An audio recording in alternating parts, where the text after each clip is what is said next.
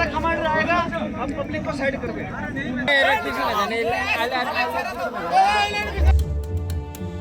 চাঁপাইনবাবগঞ্জের সীমান্ত দিয়ে ৬ জনকে বাংলাদেশে পুশিনের চেষ্টা করেছে ভারতীয় সীমান্তরক্ষী বাহিনী বিএসএফ।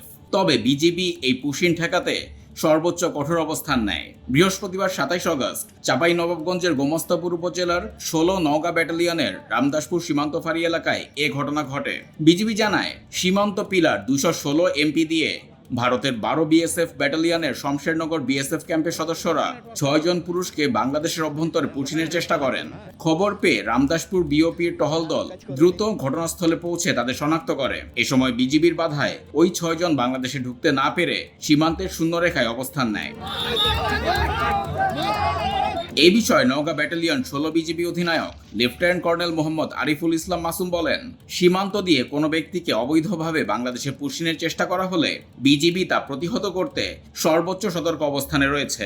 রামদাসপুর বিওপির দায়িত্বপূর্ণ এলাকায় ৬ জনকে বাংলাদেশে পুশিনের চেষ্টা করা হলে বিজিবির টহল দল দ্রুত ঘটনাস্থলে পৌঁছে তাদের বাংলাদেশের প্রবেশে বাধা দেয়। তাদের ভারতীয় ভূখণ্ডে ফেরত পাঠানোর কার্যক্রম চলমান রয়েছে। এই বিষয়ে বিএসএফ এর কাছে পতাকা বৈঠকের আহ্বান জানানো হয়েছে।